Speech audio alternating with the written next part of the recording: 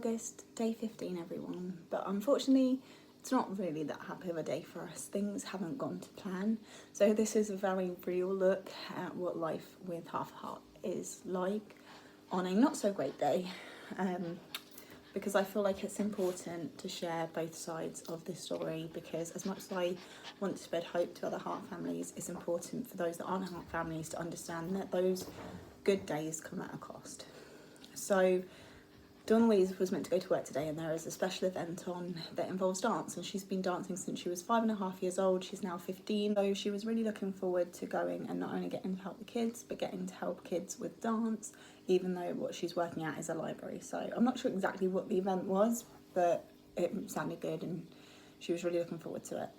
And then she also had plans to meet up with a friend, which would have been her first time going out with her friend out properly. Unfortunately, when Dawn Louise woke up, she was very slow today, and when I went to do her hair for her, she looked really blue and really tired, and she kept saying that she was okay. So, you know, I want to give her body autonomy. I want her to be able to articulate how she feels and not just guess it from how she's looking that day. So I tried to take her lead on it, but when we started walking down to work, because she really wanted to go, she could barely keep her eyes open. She was so exhausted, and it's not tiredness like we would experience it for her. It is, she's used up all her spoons. If you don't know what the spoon theory is, I'll leave a link down in the description below on a video that Dawn Louise made herself on what spoon theory is, and that kind of explains what we're dealing with today. Dawn Louise obviously has been doing a lot over the summer so far, and it's finally caught up with her, and her body's struggling to cope with the level of activity she's actually been doing over the last 15 days. So she's currently in bed asleep. She's been in there about an hour now. I've been checking on her a couple of times just to make sure that she's okay and that she isn't getting any more cynos, because that's a sign that her oxygen's dropping, and then I'd use the pulse ox to determine whether or not we need an ambulance. But at the moment there's no concern for her oxygen, but her body is struggling still. But Roxy's in there with her and watching her and keeping her safe. Roxy's really good, because we've had Roxy be with her before when she wasn't very well overnight, and Roxy immediately came and got everyone and wouldn't leave her alone. So I know that if anything does happen with Roxy in there, she's probably going to let me know about it, but I am also obviously checking on her. But yeah, it's not quite the day we wanted, and it just sucks because, like, normally I don't tell her, like, every holiday or birthday thing has always been a surprise. I don't normally tell her what we're doing, purely so that she doesn't have to feel guilty or push herself too far for not feeling well. But obviously with this being work, she obviously knew about it. We're also meant to be going back to the cinema tomorrow, because we're utilising the £1 Cineworld tickets at the moment. So we've got quite a few movies booked over the course of the summer holidays. But yeah, it's really hard, especially because I know that the feeling of letting people down really plays on her mind. And I think that's one of the biggest struggles with invisible illnesses, is that people will just see you as letting them down instead of actually seeing how far you've already pushed yourself to even try and do what you wanted to do, you know? Like, she's missed a lot of after school clubs over the year where she kept getting poorly. But obviously her peers don't take that into consideration, and we've had some nasty comments towards her about possibly not being there. And it's just really annoying, because the staff members know that she's terminally ill. I informed them of that from the first day. So they should have had, you know, understudies and stuff for shows already prepared, and instead they didn't. And then the kids lash out at Dawnnie for being poorly, and it's like, it's not really much that we can do. You know, she's terminally ill. There are going to be days that are harder than others. Her condition is going to progressively get worse as she gets older, is the expectation, and to some degree we can already see that deterioration is happening. And it's hard, because where it is an invisible disability, unless you're really paying attention to how she is day in and day out, you're really not going to realise just how much is changing in a negative aspect and a negative light. Because it's easy for someone to look at her today and be like, oh, well, she looks amazing, but it's like, Okay, but she's spending more time sleeping. She's spending more time eating. She's not wanting to do things that she's always loved doing because she doesn't have the energy for it anymore. She's having a hard time making choices for herself because she doesn't know she'll get to fulfill the choice that she's made anyway. And it's just, it's hard as a parent, as a heart parent, especially, to see how much hard work your child is putting in to just do basic things like go to school, meet up with friends, go to the cinema, something that comes so easily to other kids her age, is such a struggle for her. And I know that, and I see how hard it is, and I see her when she's at her worst. But like schools, for example, never have taken her condition seriously. We had one teacher that I can actually put hand on heart and say was amazing with her, and that's it. And what's really sad is that was really, really early on in school as well. It's really hard because they aren't going to see her at her worst. They aren't going to see her when she's struggling and everything because she's home. But I see her at her worst, and I see how much mentally it affects her to not go out and do the things that she wants to do because she wanted to be there. Like, she chose to spend her summer holidays volunteering. That's, you know, that was her choice. And it's just, it was going so well over summer. Like, we weren't really having any big problems, and now we're back here. So yeah, today's, well, I don't really know how it's going to go. I actually needed to phone a repair person, but I don't know if I'm going to be able to do that really because she needs to sleep. So hopefully the problem won't get worse and I can call on Monday because it's now Friday, which means that I won't be able to get someone over the weekend, but she needs to rest, so I'm just going to have to risk it. But yeah, I'll catch up with you again soon.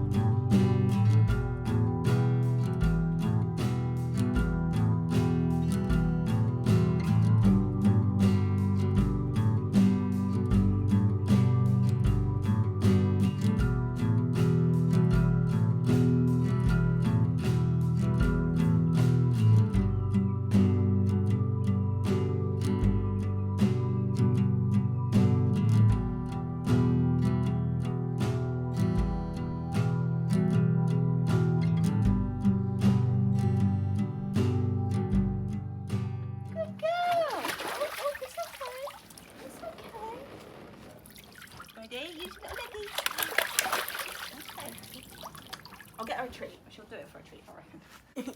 He was looking at you like, no. Oh, you got it. You're okay. Okay.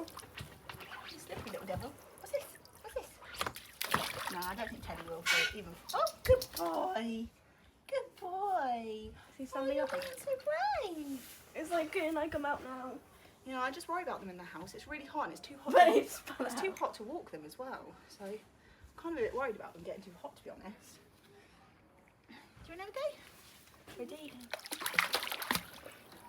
That's it. Oh, Teddy wants to get out. He's shaking. Get out. Good So girl. Good girl. His tail looks ridiculous. These might have got a bit wet. I'll put them back. Good girl. Right, ready? Swim. No, that's cheating. I said swim. See, she's not scared. She just doesn't particularly like it. It's because they think it's bath time. She's not a fan of bath time. There you go. See? Yeah, see, she's not scared. She just, again, they're not big water babies. But it's hot. Ow, careful. Can you get those? What if we put your bowl in there? What's this, Roo? What's this? Ready? She won't touch it if it's in there, I don't think. She might do. She won't. She doesn't. Ready? Give it. Well, she's staying in there at least. I can pull her down a bit. Good girl, Ree. Oh. Good girl, Ree. Good girl. Good girl. There you go. That feels better, doesn't it? That feels better. Good girl. Good girl. See, Ree doesn't mind. She just doesn't like it either. But good girl. Do you want to get in with her for a minute?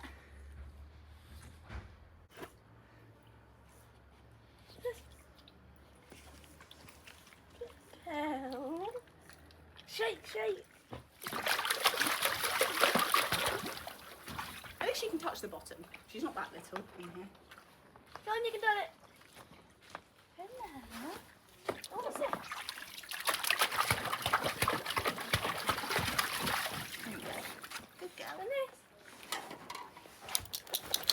Oh, I lost my sheet. What's this? I lost my sheet. Where's my sheet, guys? What's this? I've lost it. I've lost my sheet.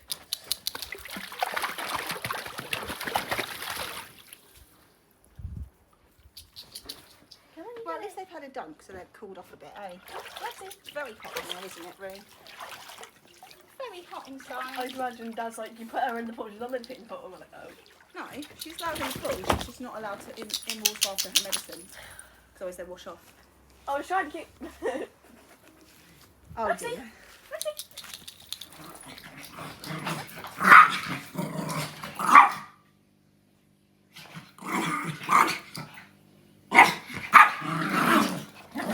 They're playing. Teddy's got all excited, bless him. Think of the world's children resting on our shoulders, nothing could stop us. Sunny. Hey guys, so things didn't pick up at all throughout the day, so I haven't been able to film anything at all. Dawny has pretty much been asleep the entire day. She had dinner and spent about 1 or 2 hours awake. We put up the pool to try and cool her off because she started getting really hot. I checked her temperature and it was 39, so she is on Calpol now to try and bring her temperature down, as that will strain on her heart as well. If obviously she has the temperature for more than a couple of days, we will have to go into hospital for it.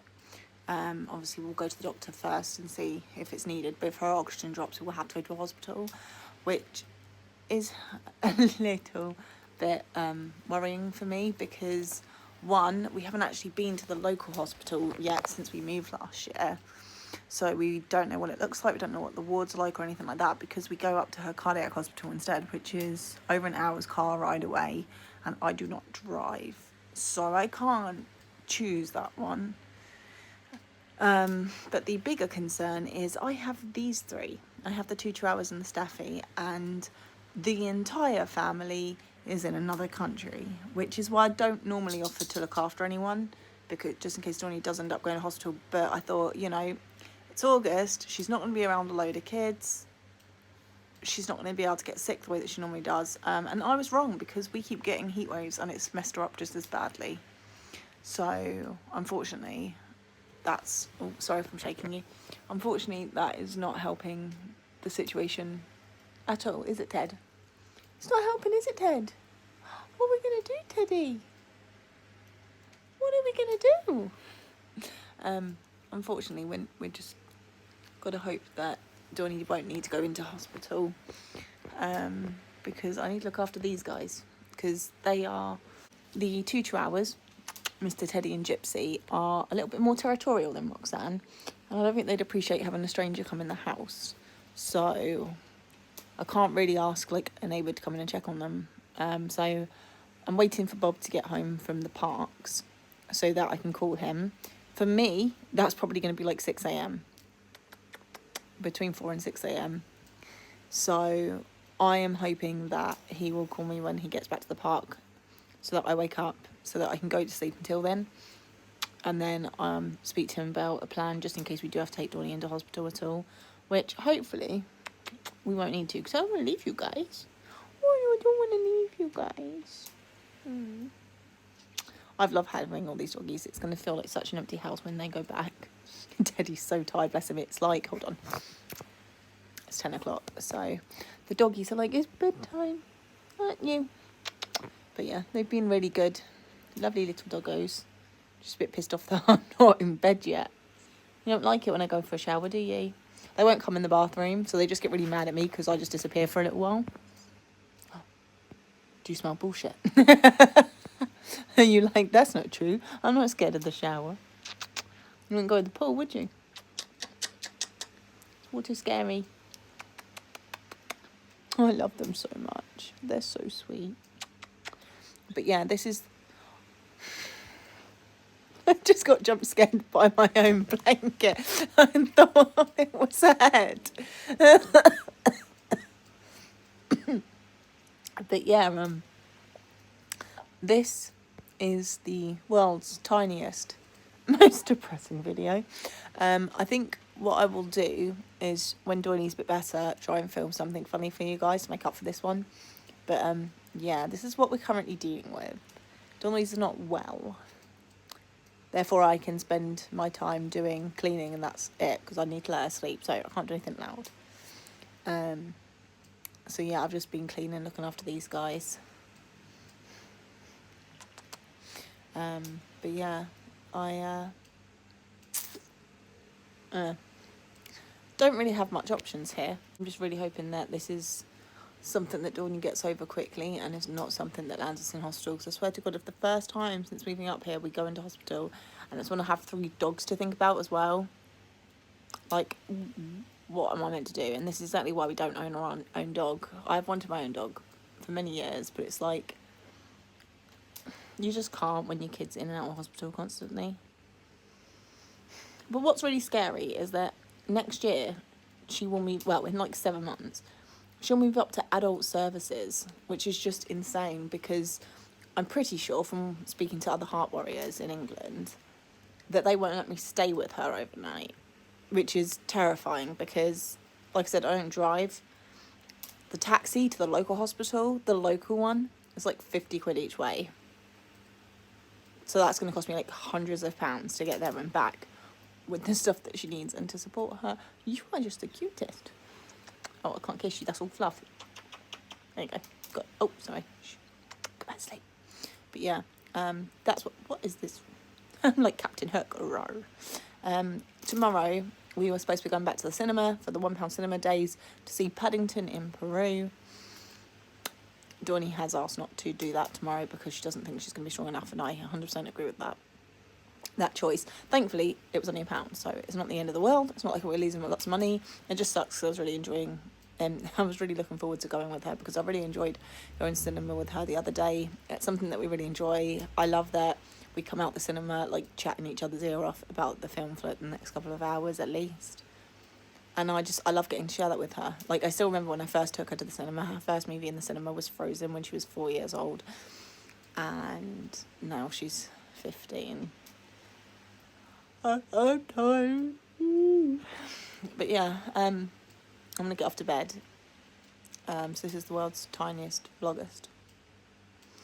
But there's just really not that much that I can really say other than just how terrifying it is being a heart parent, because, I mean, obviously any child gets sick and that's bad enough, but when you're a heart parent, you have to worry if it's going to be life or death, and that's just a whole nother level to having your child be unwell, because it's, okay, are they still breathing okay?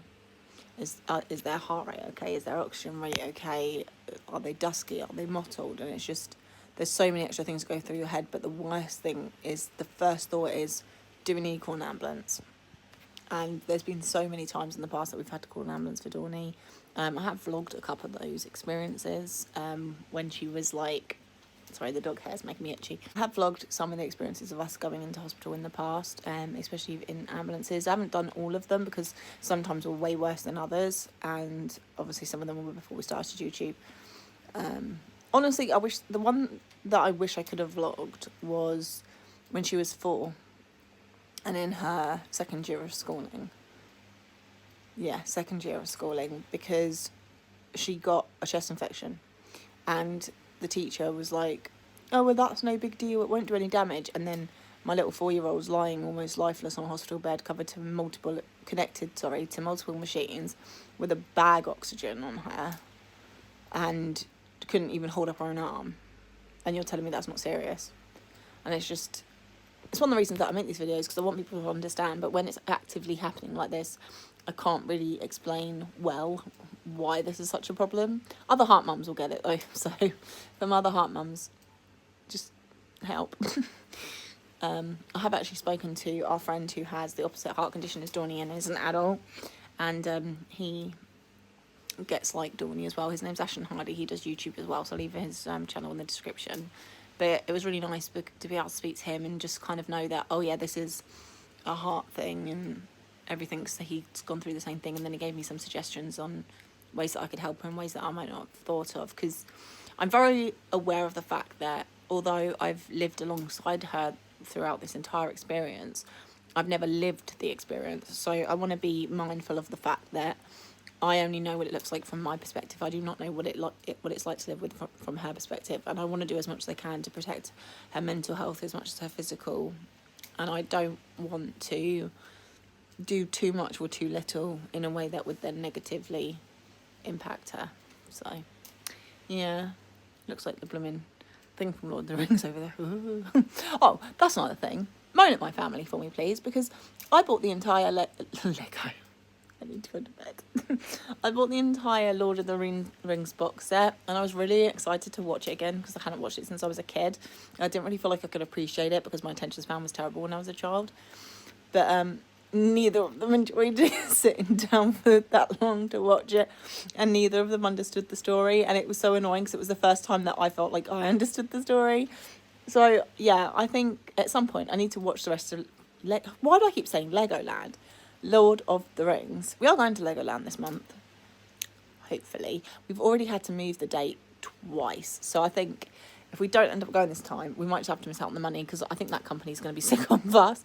We're just unlucky. Every time that we think, oh yeah, that date's going to be great, we'll give it a month, and then she's sick again. So that's life with terminal illnesses, really.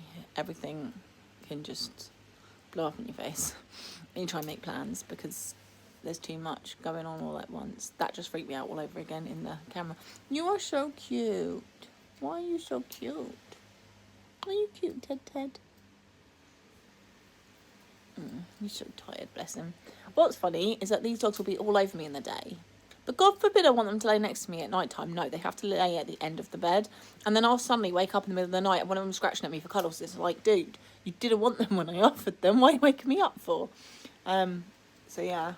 Oh, I'm not gonna lie though, as much as I love him, he's so fluffy and it makes my skin itch. You fluffy boy, aren't you? Should we give you a brush tomorrow? Is it groomy day tomorrow? Groomy day. Right, well, I'm gonna get off. If you're new here, I'm sorry that this is your first introduction to us.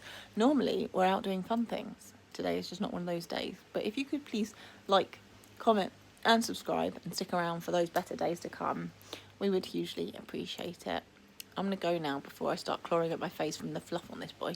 But yeah, thank you for watching, and we will see you soon, I hope. Bye.